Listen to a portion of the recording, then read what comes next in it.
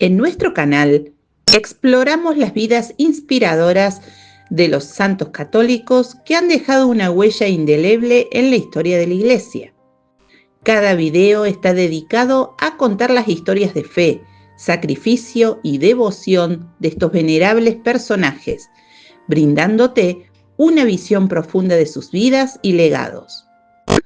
Únete a nosotros en este viaje de descubrimiento y espiritualidad mientras aprendemos juntos sobre las vidas ejemplares de aquellos que han sido modelos de virtud y amor. Suscríbete y activa la campanita para no perderte ningún video y acompáñanos en esta enriquecedora travesía de fe. Ahora también podés ver nuestras publicaciones en la página de Facebook Historias de Nuestros Santos. Gracias. Imagina a un joven humilde, rechazado y considerado torpe por muchos, que sin embargo fue elegido por Dios para vivir experiencias extraordinarias. San José de Cupertino, conocido como el santo que volaba, asombró al mundo entero con sus éxtasis místicos y su profunda unión con el cielo. En este video conocerás la vida de este hombre sencillo, que pasó de la humillación al reconocimiento espiritual, y que hoy es patrono de los estudiantes y de quienes buscan ayuda en momentos difíciles. Acompáñame a descubrir la historia de un santo que nos recuerda que lo imposible se hace posible cuando confiamos en Dios. Bienvenidos a esta nueva exploración. Hoy nos metemos de lleno en la vida de una figura, realmente singular, San José de Cupertino, un santo italiano del siglo XVII. Eso es. Y tenemos un montón de fuentes, desde las típicas enciclopedias hasta portales católicos muy conocidos como catholic.net, EWTN, también cosas de diócesis, artículos variados de guioteca, religión digital. Sí, bastante material. Incluso una transcripción de un vídeo de YouTube y textos de oración, bastante completo.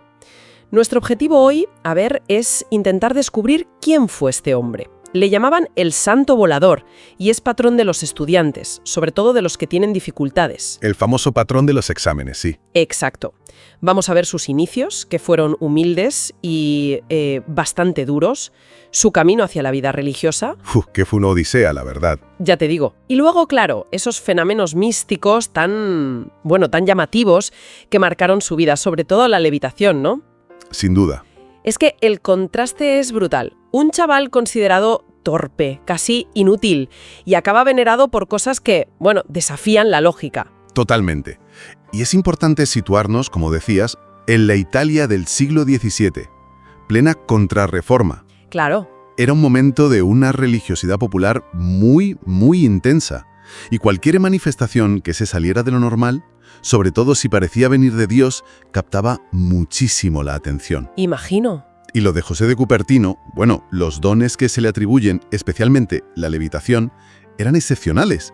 Y lo curioso es que hay muchos testimonios de la época que lo documentan. ¿Muchos testimonios? Sí, recogidos luego en el proceso de canonización.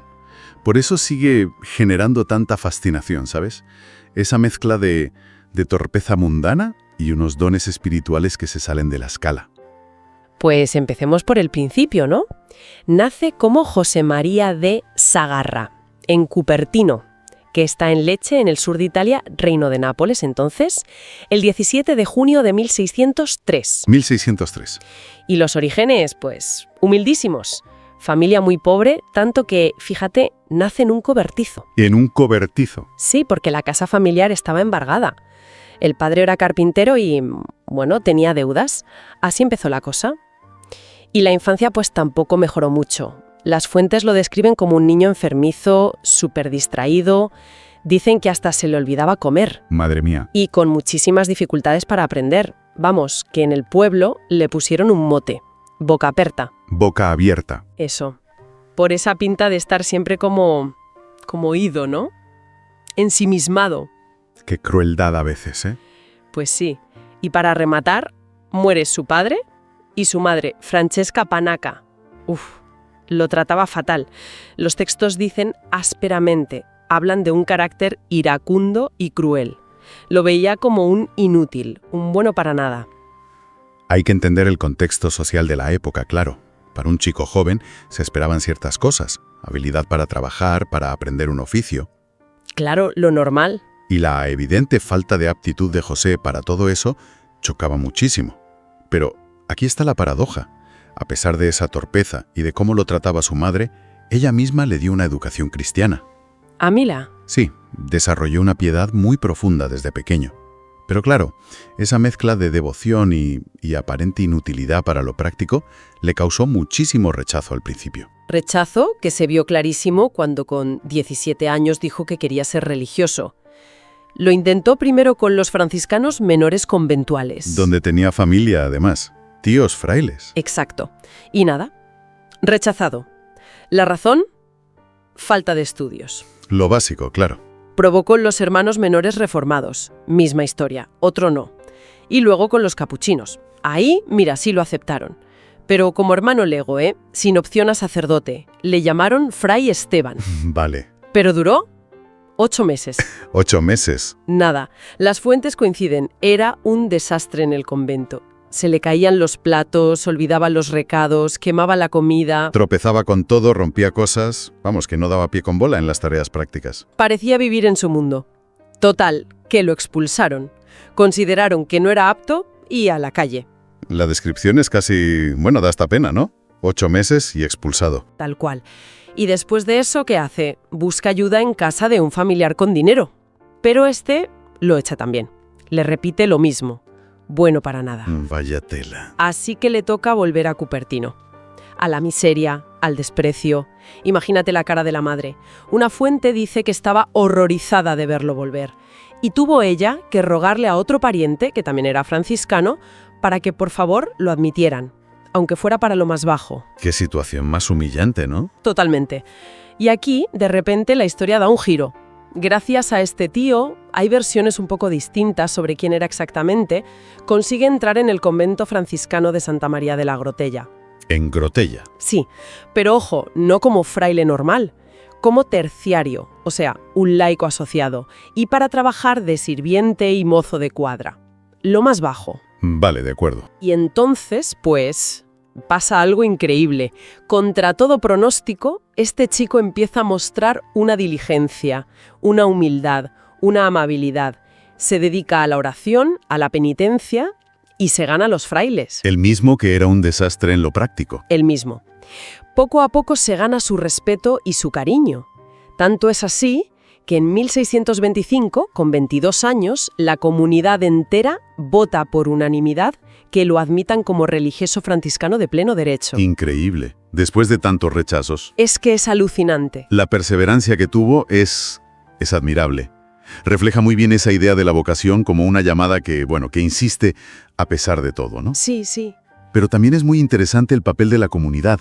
Fíjate, el mismo hombre que individualmente era visto como un inepto es aceptado por todos cuando el grupo valora otras cosas. Su piedad, su humildad. Por encima de sus limitaciones prácticas. Es un cambio de enfoque total. Bueno, pues una vez dentro, lo ponen a estudiar para sacerdote. Y claro, vuelta a empezar con los problemas. Me lo imagino. Le costaba horrores estudiar. Y los exámenes, pánico. Dicen que se trababa todo, que se quedaba en blanco. Y aquí vienen esas dos anécdotas famosas que explican por qué es el patrón de los estudiantes. A ver, cuéntalas. Pues mira, para el examen de diácono, estaba aterrado. Solo se sabía bien, pero bien, una frase del Evangelio. Bendito el fruto de tu vientre, Jesús. ¿Solo esa frase? Solo esa, pues cuenta la tradición que el examinador, no se sabe si por casualidad, inspiración divina o qué, va y abre la Biblia justo por ahí. Y le pide que explique esa frase. No me digas. Y claro, José la clavó. La explicó de maravilla. Hombre, eso tuvo que ser interpretado como una señal clarísima, ¿no? Una intervención de la providencia, no simple suerte. Claro. Providencia total. Y la segunda anécdota es aún mejor. Para el examen final, ya, para ser sacerdote, el pánico era absoluto. ¿Normal? Empieza el obispo a examinar. Pasan los 10 primeros candidatos y lo hacen tan bien que el obispo, impresionado, dice: «Basta, visto lo visto, apruebo a todos los demás sin examinarlos». ¿En serio? ¿En serio? Y José, que iba justo después del 10º, se libró. Por los pelos. O por la providencia, claro. Casualidad, providencia, quién sabe. El caso es que lo ordenaron sacerdote en 1628. Celebró su primera misa en Grotella, delante de la Virgen a la que él siempre agradecía todo. ¿Normal que le tuviera devoción? Y estas historias, esta superación tan, milagrosa de sus problemas con los estudios, son la razón directa de que sea el patrón de los estudiantes, sobre todo de los que lo pasan mal en los exámenes. Claro. De hecho, hay oraciones específicas para pedirle ayuda. Y en Osimo, donde murió, dicen que se sigue documentando su intercesión para los estudiantes. Es un ejemplo perfecto de cómo funciona la geografía, ¿no? La vida de los santos. Hechos que quizás fueron fortuitos o simplemente llamativos, se leen con la clave de la fe, como intervenciones de Dios. Exacto. Y conecta con algo muy humano. Esa necesidad de buscar ayuda, una ayuda superior en momentos de estrés como son los exámenes. La historia de José, el estudiante torpe que triunfa contra todo pronóstico, pues resuena mucho. Bueno, pues ya es sacerdote. Y su vida cambia otra vez. Él era muy consciente de que no servía para predicar o enseñar, ¿sabes? Sus limitaciones intelectuales, digamos. Eso. Así que se dedicó a lo que él sentía que podía hacer.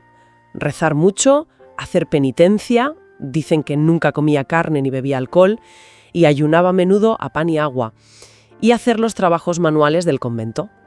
Lo que él consideraba que se le daba bien. Exacto. Pero es justo entonces cuando empiezan a aparecer de forma habitual esos fenómenos místicos tan extraordinarios. Ahí empieza lo fuerte, ¿no? Ahí empieza lo fuerte. Su vida se convierte, según dicen las fuentes, en una sucesión casi continua de éxtasis, curaciones, sucesos sobrenaturales. Una vida marcada por lo extraordinario. Los éxtasis, por ejemplo, eran súper frecuentes. Le pasaba en misa, rezando, a veces solo con oír hablar de Dios o pensar en Él. Algunas biografías dicen que su vida fue una serie continua de éxtasis. El éxtasis, en la mística cristiana, es esa experiencia de unión intensa con Dios, ¿no? Donde el alma parece como elevarse y los sentidos se suspenden. Una desconexión temporal del mundo para centrarse en lo divino. Y las descripciones de cómo se quedaba es impactantes. Totalmente insensible. Cuentan que le pinchaban con agujas, le daban golpes, incluso le acercaban velas encendidas a los dedos y ni se inmutaba. Increíble. Solo volvía en sí cuando oía la voz de su superior. La obediencia, ¿no? La obediencia era la clave. Lo más curioso es que al despertar pedía perdón por sus ataques de mareo. Él lo llamaba así. ¿Ataques de mareo? Imagínate la vida diaria en el convento. Solo en Grotella, sus compañeros frailes contaron como 70 éxtasis en 17 años. 70. Son muchos. Pero claro, lo más espectacular, lo que le dio fama mundial, la levitación. El santo volador. Las fuentes hablan de más de 70 solo en la zona de Cupertino y alrededores. 70. La levitación técnicamente se ve como una forma de éxtasis, pero ascensional. A veces, si hay movimiento, se habla de marcha extática. Ah, mira. Y sí, hay otros santos a los que se les atribuyen levitaciones. San Francisco de Asís, Santa Teresa de Jesús, San Juan de la Cruz. Gente importante. Claro. Pero el caso de José de Cupertino es singular por la frecuencia y por lo público que llegaron a ser algunos episodios, según los testimonios. Por eso a veces se le llama el primero de todos en esto. Y los relatos son, súper gráficos. Una vez en la fiesta del Buen Pastor se encontró un corderito, se lo puso al hombro y, pensando en Jesús Buen Pastor, ¡zas! Salió volando con el cordero y todo. Con el cordero. Con el cordero. Otra vez, 10 obreros intentando subir una cruz pesadísima a una colina. No podían. Llega Fray José, se eleva con la cruz y la deja arriba. ¡Qué barbaridad! Y en Osimo dicen que lo vieron elevarse hasta una estatua de la Virgen, a más de 3 metros de altura, besar al niño Jesús y quedarse rezando en el aire. Es que cuesta hasta imaginarlo, ¿verdad? Totalmente. También levitaba en misa. Dicen que su última misa, la de la Asunción de 1663, un mes antes de morir, la celebró en parte levitando. Incluso al final de su vida. Incluso al final. Y se cuenta que levitó delante del embajador de España y su mujer. Y lo más increíble, que levitó ante el Papa Urbano VIII en Roma. Ante el Papa. Eso son palabras mayores. Vamos, que los fenómenos eran tan habituales y causaban tanto rebullo que los superiores tuvieron que tomar medidas. Lógico. Le prohibieron celebrar misa en público, rezar en el coro con los demás, comer en el refectorio. Básicamente lo aislaron de la vida comunitaria para evitar jaleos y el fervor a veces exagerado de la gente. Claro, es que desde el punto de vista histórico verificar esto es imposible. Dependemos de los testimonios de la época, que luego se analizaron mucho en su proceso de canonización. Claro. La Iglesia siempre ha sido muy cauta con estos fenómenos. Hay fascinación, sí, pero también mucho cuidado para discernir qué es auténtico, qué puede ser enfermedad o directamente fraude. No es fácil. Y además de los éxtasis y las levitaciones, ¿le atribuyen más dones extraordinarios? Aquí ya la cosa se pone. Aún más increíble si cabe. Sí, se habla de un poder sobre lo físico y lo espiritual tremendo. Exacto. Son dones que suelen aparecer en las vidas de santos. Por un lado, poder sobre la enfermedad, la naturaleza. Curaciones de ciegos, cojos, enfermos. Incluso se habla de que hablaba con animales.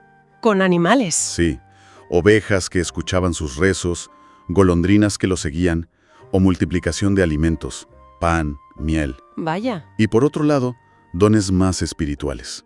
Bilocación. Estar en dos sitios a la vez. Como cuando dicen que asistió a la muerte de su madre, estando él en Asís. Uf. Profecía. Predijo la muerte de papas, la elección de un rey polaco, su propia muerte y dónde lo enterrarían. También su propia muerte. Sí. Y el don de leer los corazones, el discernimiento de conciencias, que le era muy útil para confesar. Imagino. Incluso exorcismos. Aunque él, con mucha humildad, siempre decía que los demonios salían por obediencia a sus superiores, no por su poder. Y todo lo bueno se lo atribuía a la Virgen, a mi madrecita, como la llamaba. Qué curioso lo de la humildad constante, ¿no? Es fundamental en su figura. Todos estos dones, en el lenguaje de la geografía, son signos de santidad, de cercanía a Dios. Simbolizan el poder del bien sobre el mal, la enfermedad, las leyes naturales, el espacio, el tiempo. Refuerzan esa imagen de que es un canal especial de la gracia divina. Pero claro, no todo el mundo se lo creía. Ni mucho menos. Muchos lo acusaron de fraude, de ser un embaucador. De hecho, la Inquisición de Nápoles lo procesó. ¿La Inquisición? Sí, por falsa santidad y por aprovecharse de la credulidad de la gente. Pero después de investigarlo, lo absolvieron. Lo absolvieron. Y hasta el Papa Urbano VIII quiso conocerlo en persona para ver qué había de cierto en los rumores. Y como decíamos antes, cuentan que José levitó delante de él. ¿Delante del Papa? Eso dicen. Y parece que el Papa se convenció, porque según una fuente, dijo algo así como: si este fraile muriera ahora, yo mismo testificaría a favor de su santidad. Hombre, viniendo del Papa, ¿eso es un respaldo enorme? Y relacionado con esto hay un episodio muy conocido, la conversión de un príncipe protestante, Juan Federico de Brunswick-Luneburgo. Ah, ¿sí? Parece que vio a José levitar en una misa en Asís y se quedó tan impresionado que se convirtió al catolicismo. Ese caso es interesante porque muestra el impacto que podían tener estos fenómenos incluso fuera del ámbito católico. Y también refleja la postura de la Iglesia. Investigar a fondo, con rigor, como hizo la Inquisición, pero también estar abierta a aceptar lo extraordinario si se considera auténtico. Claro. Y es muy significativo que Benedicto XIV, un papa súper riguroso, que puso normas muy estrictas para las canonizaciones, estudiara el caso de José para beatificarlo y llegara a decir que los hechos no se pueden explicar sin una intervención muy especial de Dios. O sea que incluso un papa muy cauto vio algo especial ahí. Exacto. Pero a pesar de la absolución y del apoyo papal, la vida de José siguió siendo de aislamiento. Para evitar el revuelo que montaba allá donde iba, sus superiores lo iban cambiando de convento a sitios cada vez más apartados. Una especie de exilio interno, ¿no? Algo así. Pasó los últimos 6 años en Nósimo, prácticamente recluido. Y ojo que no todo eran éxtasis y maravillas en su vida interior, ¿eh? Él mismo contó que pasó por periodos de mucha sequedad espiritual. Momentos de dificultad en la fe, de sentir a Dios lejano, algo común en muchos místicos. Sí, él lo llamaba sequedad. Y decía que los superaba aferrándose a la oración, a la meditación. Su consejo era muy simple: rezar, no cansarse nunca de rezar, que Dios no es sordo ni el cielo es de bronce. Todo el que pide, recibe. Ahí se ve esa tensión, ¿no? Entre la devoción popular, que busca lo espectacular, y la Iglesia institucional, que intenta discernir, controlar y a veces proteger al propio místico del fervor desmedido, aislándolo. José de Cupertino murió el 18 de septiembre de 1663, en Ósimo. Tenía 60 años. Tal como él había predicho. Exacto. Enfermó en agosto recibió los sacramentos y, según los testigos, hasta en ese momento tuvo una pequeña levitación. Incluso al final. Sus últimas palabras fueron para la Virgen: «Muestra que eres mi madre». Lo enterraron donde él había dicho, en la Capilla de la Inmaculada Concepción en Ósimo. Y después de su muerte, pues siguieron los informes de milagros en su tumba. Lo típico en casos de santidad popular. Y un detalle curioso, dicen que en su celda quedó un olor buenísimo como a nardos durante 13 años. El famoso olor de santidad. Otro signo clásico en la geografía. El reconocimiento oficial tardó, pero llegó. Lo beatificaron en 1753, Benedicto XIV, y lo canonizaron santo en 1767, Clemente XIII, casi un siglo después. Un proceso largo, como solía ser. Y hoy, pues lo que decíamos, patrón de estudiantes con dificultades, pero también de aviadores, astronautas, viajeros de avión y personas con discapacidad intelectual.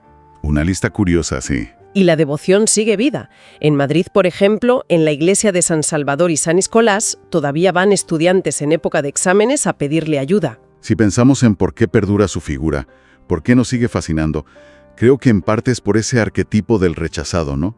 Del que el mundo considera inútil, pero que alcanza la santidad por vías inesperadas. Sí, tiene esa fuerza. Es un símbolo muy potente de que la gracia de Dios o el valor de una persona va más allá de las capacidades que nosotros valoramos. La inteligencia, la habilidad práctica. Totalmente. Y por eso sigue siendo relevante hoy. Mucha gente se puede sentir identificada con esa sensación de no encajar, de tener dificultades sobre todo en lo académico o lo laboral. Su historia, más allá de lo milagroso, da un mensaje de esperanza. Sí, te invita a mirar más allá. Exacto. A valorar a las personas por lo que son, no solo por lo que hacen o por lo listas que parezcan. Pues hemos recorrido hoy la vida de San José de Cuperto, un viaje, la verdad, lleno de contrastes. De la torpeza a los dones místicos, del rechazo a la veneración, del fervor popular al aislamiento. Un personaje que, viendo las fuentes, es complejo y bastante desconcertante.